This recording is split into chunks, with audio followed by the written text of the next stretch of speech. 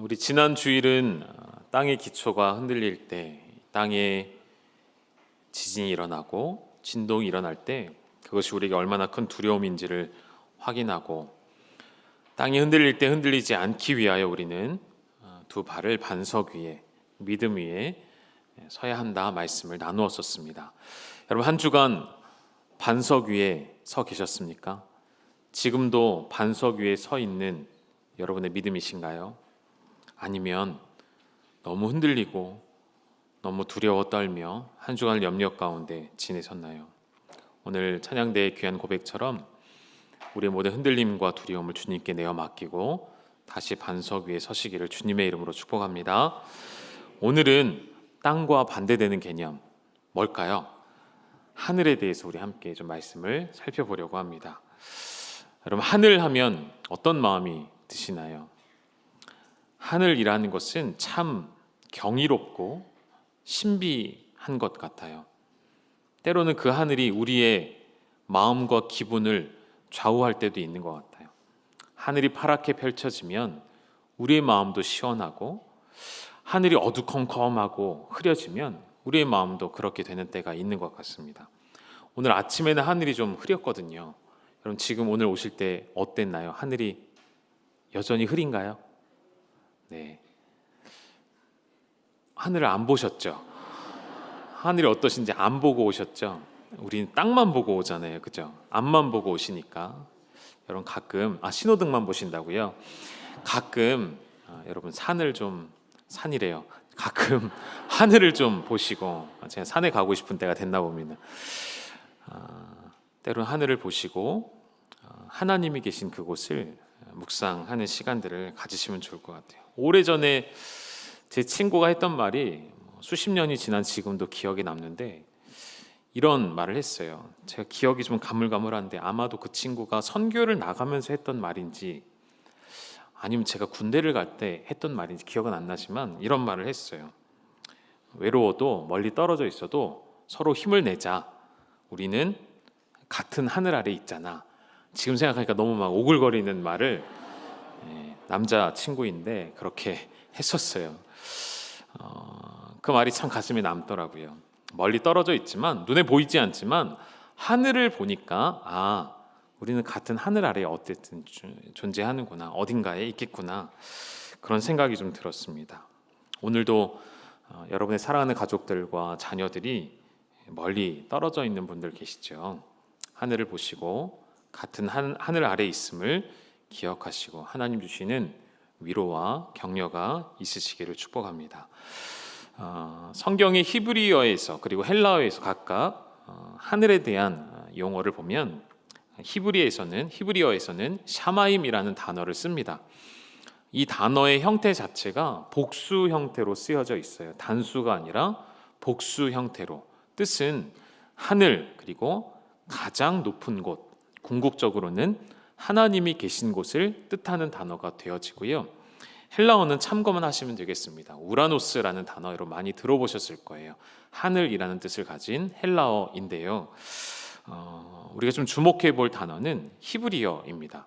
이 샤마임과 같이 복수 형태로 쓰여지지만 읽을 때는, 우리가 의미를 해석할 때에는 단수로 해석을 하는 단어들이 성경에 몇 가지가 있습니다. 그 중에 하나가 하늘이고요. 또 하나는 하나님을 뜻하는 엘로힘, 이 단어도 복수 형태예요. 그러니까 히브리어의 특징상 뒤에 이렇게 임하고 끝나는 것은 복수 형태를 가지고 있다고 보시면 되는데, 샤마임 그렇고요, 엘로힘이 그렇습니다. 그리고 또 다른 특별한 단어들, 물, 생명을 나타내는 물, 히브리어에서는 복수로 표현을 합니다. 우리의 생명도요, 복수로 뜻합니다. 그러나 우리가 표현할 때는 단수로 말을 하죠. 왜 이런 중요한 단어들이 복수 형태로 쓰여졌을까? 여러 학자들이 또 고민하고 연구하기도 하는데요. 여기서 좀 힌트를 얻을 수 있을 것 같습니다. 사도 바울이 고린도후서에서 자신이 경험한 특별한 예를 설명하면서 하늘을 표현하는데, 우리 말씀으로 확인해 보시죠. 고린도후서 12장 1절과 2절에 보면 같이 읽어보실까요? 시작. 무익하나마 내가 부득불 자랑하노니 주의 환상과 계시를 말하리라. 내가 그리스도 안에 있는 한 사람을 아노니 그는 14년 전에 셋째 하늘에 이끌려간 자라. 셋째 하늘이라는 특별한 표현을 쓰고 있습니다. 여러분, 셋째 하늘이 있다는 말은 상식적으로 한번 접근해 볼까요? 그 앞에 뭐가 있다는 거죠? 첫째 하늘과 둘째 하늘도 있다는 뜻이 아닐까요? 그런 뜻으로 설명하는 것 같은데, 여러분, 평소에 이 셋째 하늘이라는 단어, 우리가 다른 말로 뭐라고 하죠? 삼층천이라고 하는 이 말을 여러분 어떻게 이해를 하고 계셨는지요?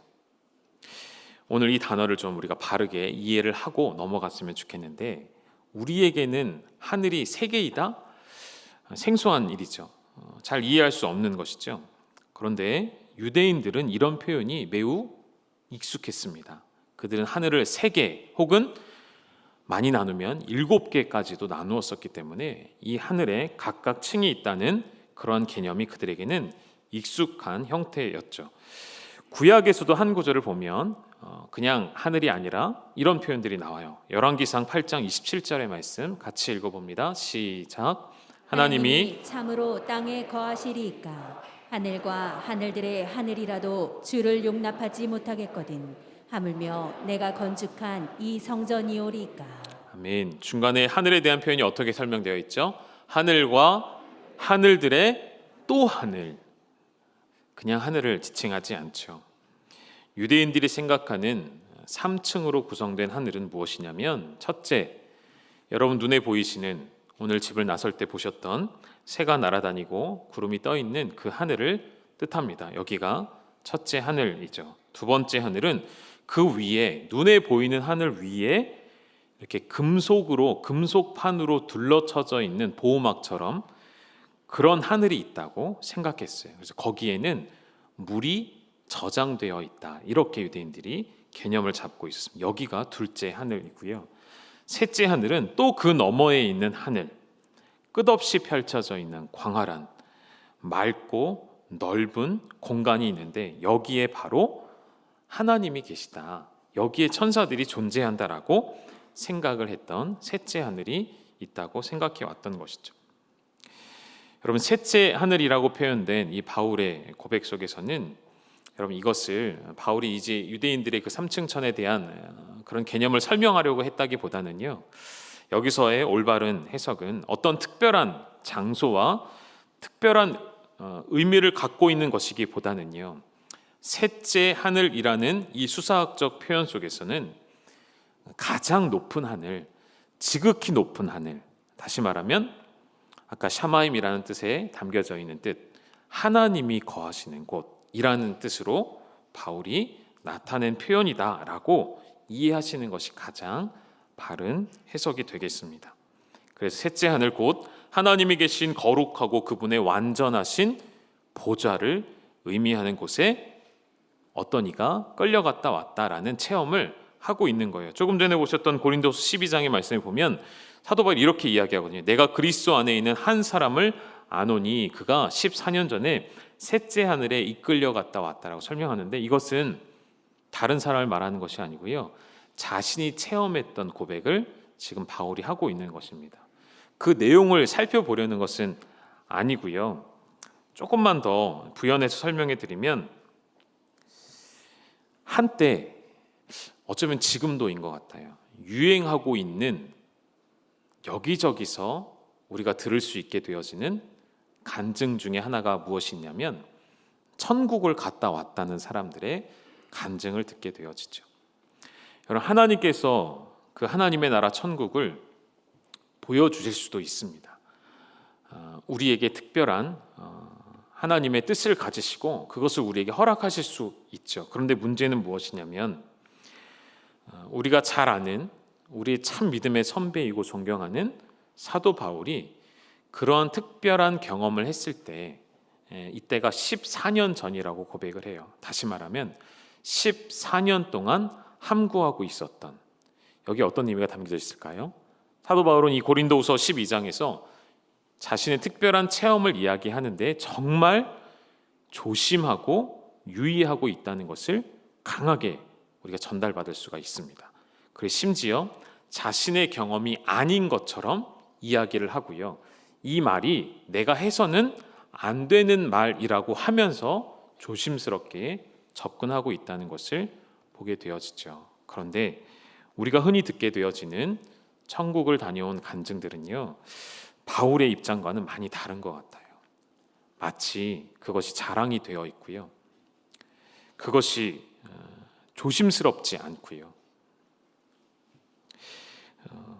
바울은 14년 전에 그 체험을 정말 조심스럽게 다루고 있음에도 불구하고 우리는 우리가 체험하게 되거나 특별한 일들을 경험했을 때 그것을 너무나도 쉽게 판단하고 그것을 우리의 임의대로 해석하려는 그런 마음이 있다는 것이죠. 조심하자는 거예요. 유의하자는 것입니다. 하나님께서 우리에게 특별한 것을 보여주시거나 우리에게 가르쳐 주실 때 그것을 함부로 해석하거나 임의대로 해석해서 그것을 전파하는 일은 굉장히 조심해야 할 일이라는 것을 여러분께 오늘 말씀을 좀 드리고 싶었고요. 다시 좀 돌아와서 여러분, 하늘을 보면 우리가 기억해야 할 것은, 가장 중요한 것은 그 하늘에는 하나님이 계시다라는 사실을 기억하셔야 할 것입니다. 하늘을 보며 우리가 또한 생각해야 할 것은 하늘은 참 자주 바뀌는 것 같아요. 변화무쌍한 것 같아요. 때로는 화창한 맑은 파란 하늘을 보여주다가도 순식간에 먹구름이 끼고 비가 내리고 천둥과 번개가 내리치는 그런 하늘로 변하기도 하죠. 더 중요한 것은 그 하늘에는 하나님이 계시다는 성경의 이 표현을 볼 때에 특별히 성경의 하늘에 관한 여러 기록 등 중에 하늘이 열린다라는 표현들을 쓸 때가 있습니다. 그 중에 하나의 예시를 하나 들어서 설명해 드리면 누가복음 3장 21절에 가면 제가 읽어드리겠습니다. 백성이 다 세례를 받을새 예수도 세례를 받으시고 기도하실 때에 하늘이 어떻게 되었다고 되어 있죠? 열렸다라고 되어 있습니다. 이거 어떤 의미로 받아들이면 좋을까요? 이 본문의 말씀은 누가복음에서 예수님께서 기도하시는 첫 장면을 설명하고 있어요. 예수님이 세례를 받으시고 기도할 때 하늘이 열려서, 왜 열렸을까요? 하늘이? 그 다음에 무슨 말씀이 나올까요, 여러분? 열린 다음에 다시 닫혔을까요? 왜 열렸을까요? 보시죠. 22절 말씀 우리 같이 읽겠습니다. 시작. 성령이 비둘기 같은 형체로 그의 위에 강림하시더니 하늘로부터 소리가 나기를 너는 내 사랑하는 아들이라 내가 너를 기뻐하노라 하시니라. 아멘. 하늘이 열리게 된 이유가 무엇이죠? 성령 하나님이 내려오시고 임재하시고 하늘로부터 소리가 나서 하나님의 음성을 들려주시기 위해 하늘이 열렸다라는 표현을 썼습니다. 그럼 여기서 우리는 한 가지 중요한 사실을 알게 돼요. 이때 하늘이 열리기 전까지 하늘은 어떤 상태였을까요? 닫혀져 있는 상태이지 않았을까 추측해 볼 수가 있는 것이죠. 예수님이 살아가던 시대는 지금 우리 입장으로 볼 땐 신약으로 구분해 놓았지만 여전히 구약의 율법 가운데 살아가던 시대였습니다. 그 시대에 예수님이 등장하시기까지, 하나님께서 인간의 몸으로 이 땅에 오시기까지 구약의 마지막 선지자의 예언으로부터 무려 시간이 얼마나 흘렀을까요? 우리가 알고 있는 신약과 구약의 중간기를 몇 년이라고 보죠? 400년이라고 봅니다. 400년 동안 하나님께서 침묵하셨다라고 우리는 보죠. 물론 그 안에 하나님은 아무 일도 하시지 않은 것이 아닙니다. 너무 놀라운 일들을 행하셨고 역사 가운데 나타나셨고 예수 그리스도를 보내실 준비를 하나님은 차곡차곡 하고 계셨죠. 그러나 우리 인간된 입장에서 볼 때에, 죄악으로 가득 찬 우리 입장에서 볼 때 400년이라는 시간은 하나님의 침묵의 길고 긴 시간이었어요. 하늘 문이 닫혀져 있는 시간이었단 말이죠. 그러나 하나님께서 이제는 하늘 문을 여시기로 작정하셨어요. 예수 그리스도로 인하여 하나님이 이 땅에 인간의 몸을 입고 오심으로 인하여 굳게 닫혀 있던 하늘의 문이 이제는 열리게 되어진 것이죠. 그래서 그 열려진 하늘 통하여서 하나님은 우리와 교통하시고 그의 아들과 교통하시고 우리에게 찾아오시며, 이제는 우리가 계시라는 말을 쓰지 않죠. 제가 종종 말씀드리죠. 계시라는 것은 하나님께서 우리에게 특별히 말씀하시는 것인데 그 계시는 이미 이제는 우리는 완성되었다고 봅니다. 어디에 완성되어 있을까요? 우리가 가지고 있는 성경 66권을 통하여 하나님의 모든 계시는 이미 우리에게 다 완벽하게 주어졌습니다. 그래서 우리는 계시라는 말을 더 이상 쓰지 않고 하나님께서 우리의 마음을 밝히 비춰주시는 성령의 조명하심이라는 단어를 사용하죠. 우리의 어두움 속에 빛을 볼 수 없는 우리에게 말씀을 들어도 깨닫지 못하는 굳게 닫혀있는 우리의 마음에 성령 하나님의 하늘의 문이 열리셔서 성령의 조명하심이 비춰지면 우리는 보게 되어지고 깨닫게 되어지고 알게 되어지는 것이죠. 여러분, 똑같은 하나님 말씀을 듣고도 누군가는 그 말씀에 반응하게 되어지고 누군가는 그렇지 않음을 보게 되어집니다. 왜 그럴까요? 성령 하나님의 조명하심이 없기 때문이에요. 그 마음의 문이, 하늘의 문이 닫혀져 있기 때문이에요. 그러나 그 마음이 열려져 있고 하늘이 열려져 성령의 조명하심이 있는 사람들에게는 동일한 말씀을 들을 때 그 말씀이 진리로 깨달아지고 그 말씀대로 살아갈 수 있게 되어지는 것이죠. 오늘 예수님께서 마태복음 24장에서 여전히 세상의 마지막 날을 설명하시면서 하늘에 관한 말씀을 하십니다. 뭐라고 했는지 한번 보시죠. 마태복음 24장 29절입니다. 같이 읽으시죠. 시작. 그날 환란 후에 즉시 해가 어두워지며 달이 빛을 내지 아니하며 별들이 하늘에서 떨어지며 하늘의 권능들이 흔들리더라. 마지막 때에 환란이 찾아왔을 때 어떤 일이 일어난다고요? 해가 빛을 잃어버립니다.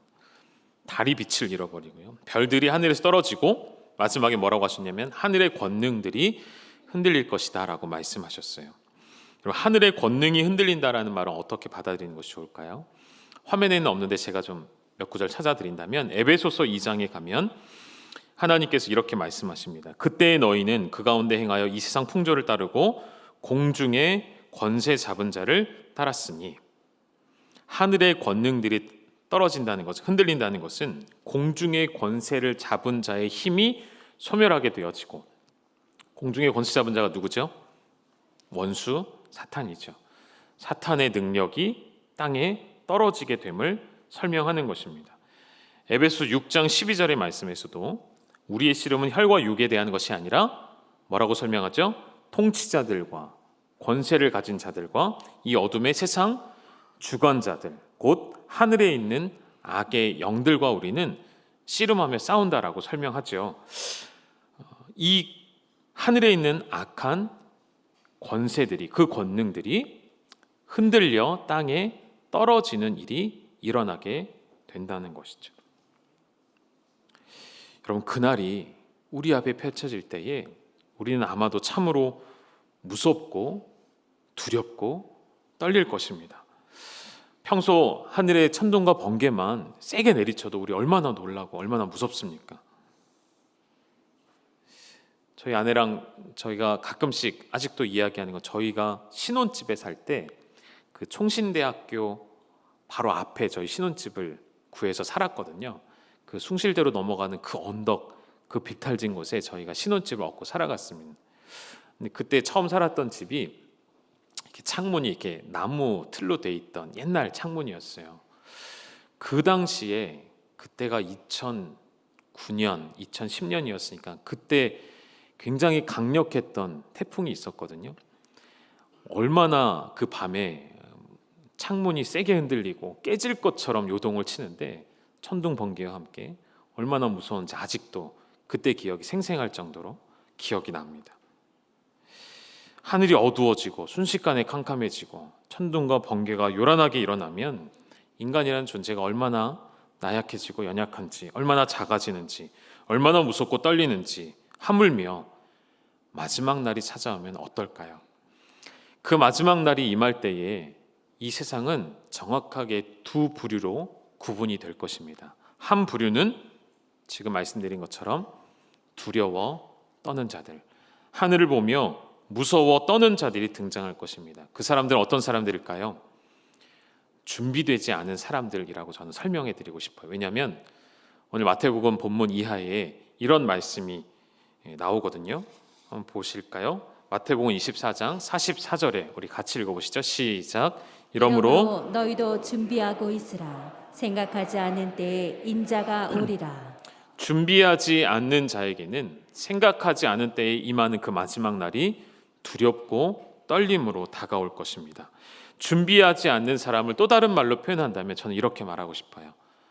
회개하지 않은 사람들, 하나님 앞에 엎드리지 않은 사람들, 하나님 없이도 내 힘으로 나는 잘 살아왔다라고 자부하는 사람들, 또한 이 땅에 부와 명예를 쌓아둔 사람들, 첫째 그것을 빼앗길까 두려울 것이고요. 나에게 죽음이 이를까, 영원한 죽음으로 이를까 두려울 것입니다. 또 한 부류는 어떤 사람일까요? 마지막에 하늘의 마지막의 징조가 나타날 때에 두려워하는 자가 아니라 마치 그날을 기다렸다는 듯이 일어나는 담대한 사람들이 있을 것입니다. 그들은 누구일까요? 여기서 나라고 하셔야죠. 저요 이렇게 하셔야죠. 그들은 바로 성도들이죠. 이 사람들은 반대로 설명하면, 아까 두려워한 자들과 반대로 설명하면 되겠죠. 준비된 자들입니다. 다시 말하면 하나님 앞에 회개한 자들이죠. 하나님 없이는 한순간도 살 수 없고 하나님 없이는 아무것도 할 수 없다고 고백하는 사람들, 이 땅에 소망을 두지 않고 하늘에 소망을 두고 주님 오실 길을 예비하며 준비하며 살아온 사람들은 그날을 기다렸다는 듯이 담대하게 주님 앞에 서게 될 줄로 믿습니다. 사랑하는 여러분, 반드시 그 언젠가 하늘이 진동하는 날이 올 것입니다. 하늘의 별들이 떨어지며 하늘이 빛을 잃어버리는 그날이 올 때에 여러분, 그 시간이 우리에겐 두려움의 시간이 아니라 우리가 그토록 준비해왔고 기다려왔던 시간으로 맞이하는 그런 담대한 믿음을 가진 열방의 가족 되시기를 주님의 이름으로 축복합니다. 하늘이 진동한다는 것, 다시 말하면 하늘이 열리기도 하고 때로는 하늘이 닫히기도 한다라고 설명해 드렸죠. 그러면 하늘이 진동하고 열리고 닫히는 것은 이런 생각을 좀 해봤어요. 누군가가 하늘을 열고 하늘을 닫기도 하시겠구나. 누군가 하늘을 흔드시는 주체가 있겠구나. 그리고 그 존재가 누군가를 우리는 알고 있고, 그래서 여러분 하늘을 볼 때마다 그분을 기억하셔야겠습니다. 오늘 예배를 마치시면 교회를 오실 때는 미처 보지 못했던 하늘을 오늘은 좀 나가서 보시지 않겠습니까? 그리고 그 하늘에 계신 하나님을 기억하시고 그 하늘에서 다시 우리가 본대로 다시 오실 그 주님을 내가 소망합니다, 기다립니다, 믿음으로 한번 고백해 보지 않으시겠습니까? 하나님께서 하늘을 열고 닫으실 때에는 언제나 우리와 연관이 되어 있었어요. 하나님의 백성들과 연관이 되어 있었어요. 아까 조금 전에 보셨던 누가복음의 말씀에 복음서에 기록되어 있는 예수님께서 세례를 받으시고 하나님의 음성이 들려왔던 그 사건 역시도 예수님의 공생의 사역을 알리시는 하나님의 음성이셨죠. 내 사랑하는 아들이라 내가 너를 기뻐하노라 하셨던 그 말씀으로부터 이제 예수님의 본격적인 공생의 사역이 시작되었습니다. 예수님의 3년의 공생의 사역이 결국 누구를 위한 것입니까? 자기 백성을 위한 것, 더 정확하게는 저와 여러분을 위한 예수님의 십자가의 여정이 시작된 것이죠. 여러분, 이때에 하늘이 열렸다는 것이죠. 그동안 닫혀 있었던 그 하늘이 예수 그리스도가 이 땅에 오심으로, 예수 그리스도께서 기도하심으로 그 하늘 문을 열어 주셨다는 것이죠. 우리를 구원하시고자 하늘을 여셨어요. 반대도 마찬가지입니다. 우리로 인해 하늘이 닫혔는데요. 왜 닫혔을까요? 우리의 죄악으로 인하여서, 우리의 죄악을 사랑함으로 인하여서 하늘의 문이 굳게 닫혀버렸던 것이죠.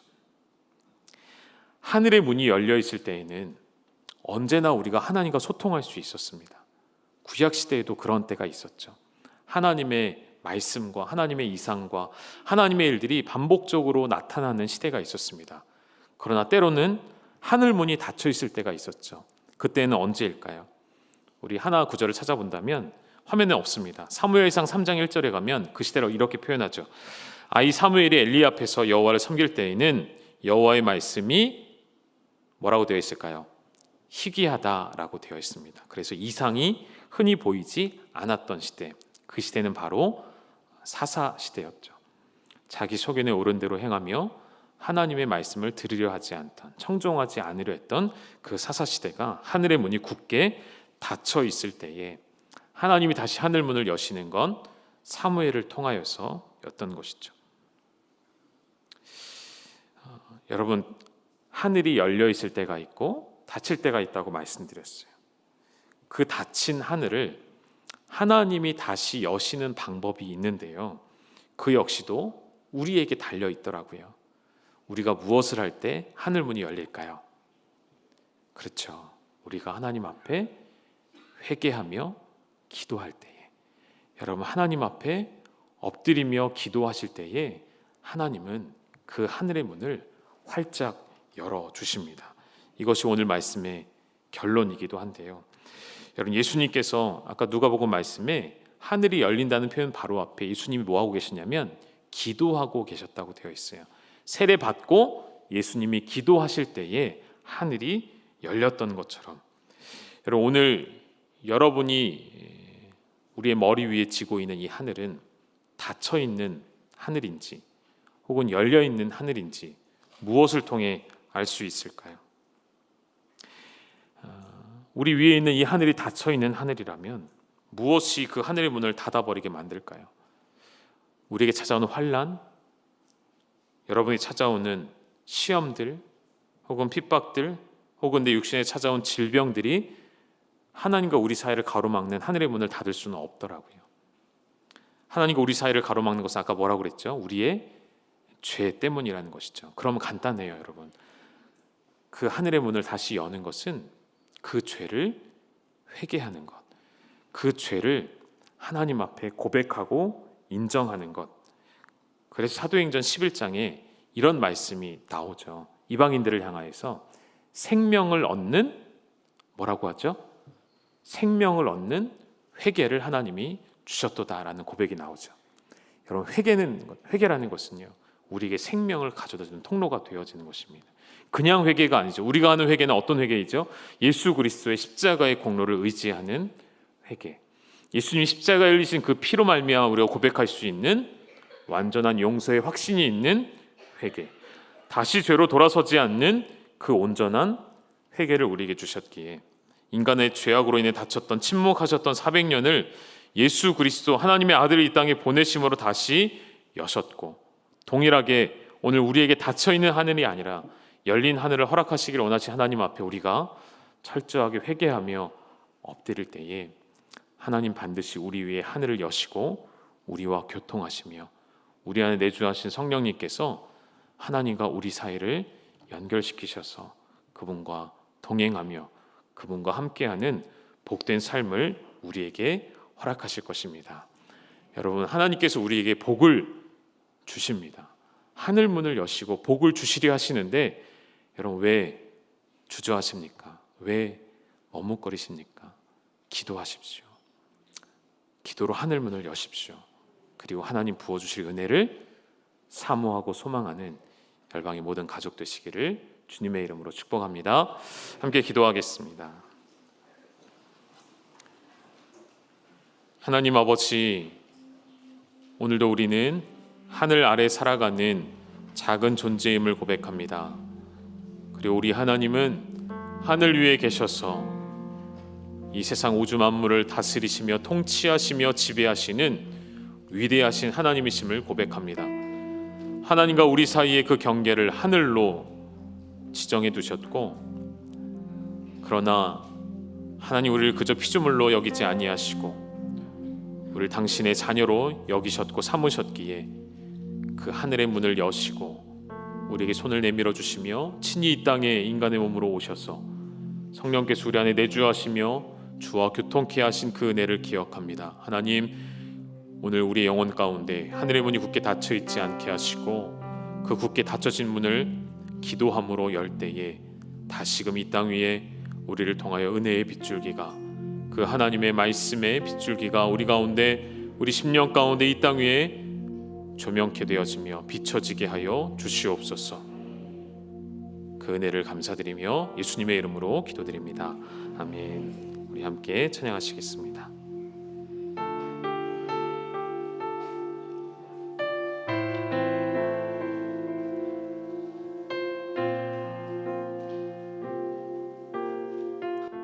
우리 함께 기도해.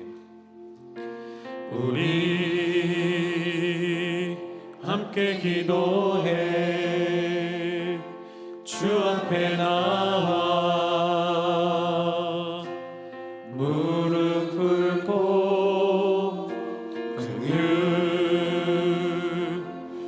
베푸시는 주 하늘을 향해 두 손 들고 하늘 문이 열리고 은혜의 빗줄기 이 땅 가득 내리도록 마침내 주 오셔서 의의 빗줄기 우리 위에 붙이도록. 우리 가사를 생각하며 다시 한번 고백하시죠. 우리 함께 기도해 주 앞에 나와 무릎 꿇고 긍휼 베푸시는 주 하늘을 향해 두 손 들고 하늘 문이 열리고 은혜의 빗줄기 이 땅 가득 내리도록 마침내 주 오셔서 의의 빗줄기 우리 다시 한번 고백할 때 우리 자리에서 일어나셔서 고백하실까요? 우리 함께 기도해. 우리 함께 기도해 주 앞에 나와 무릎 꿇고 긍휼 베푸시는 주 하늘을 향해 우리 두 손을 들고 두 손 하늘 문이 열리고 하늘 문이 열리고 은혜의 빗줄기 이 땅 가득 내리도록 마침내 주 오셔서 의의 빗줄기 우리 위에 부시도록 하늘 문이 열리고 하늘 문이 열리고 은혜의 빗줄기 이 땅 가득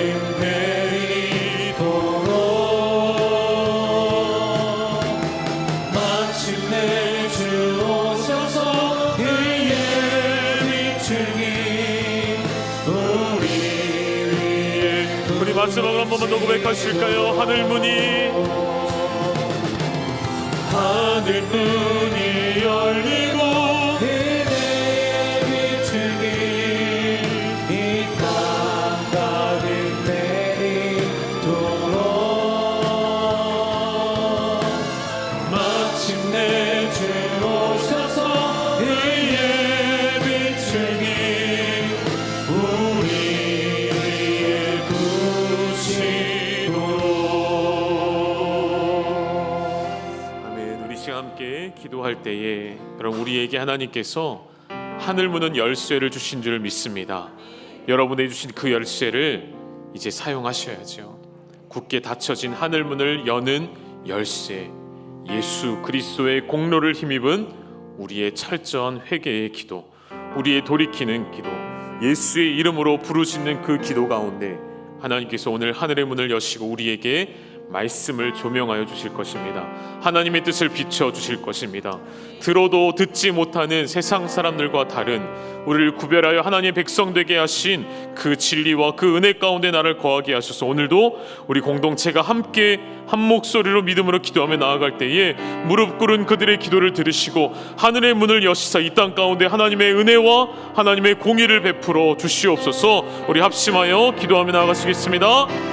살아계신 아버지 하나님, 오늘 우리에게 기도할 수 있는 은혜와 사명을 주시었고 기도의 능력과 기도의 열쇠를 주셔서 굳게 닫힌 하늘의 문을 열 수 있는 이 땅을 살아간 성도로 부르시니 감사합니다.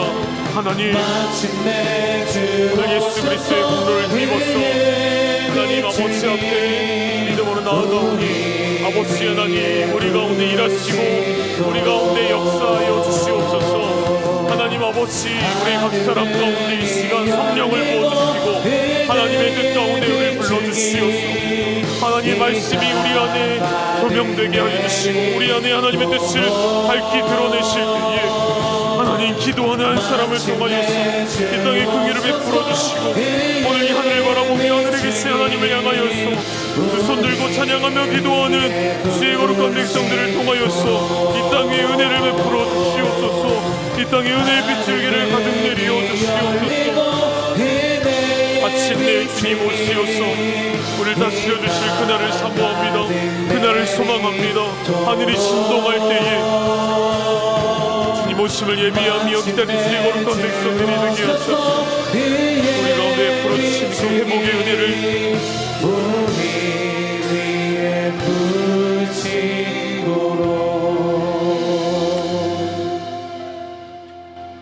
붙이도록. 이제도 우리 주 예수 그리스도의 은혜와 아버지 하나님의 극진하신 사랑과 성령님의 역사 위로 교통하심이 하늘 문이 열려 하늘의 놀라운 은혜를 체험하기를 소망하며 주 앞에 예배한 열방의 가족들 위해와 우리 인생을 통해서 놀라운 하나님의 역사를 더욱더 알려주시기 위해서 아버지 하나님여 저희들을 믿음 안에서 주님을 향한 회개의 기도로 주님을 바라볼 수 있도록 인도해 주신 하나님의 은혜를 감사하면서 예배한 모든 성도들 위해 하나님의 놀라운 은혜와 축복이 이제로부터 영원토록 함께 있을지어다.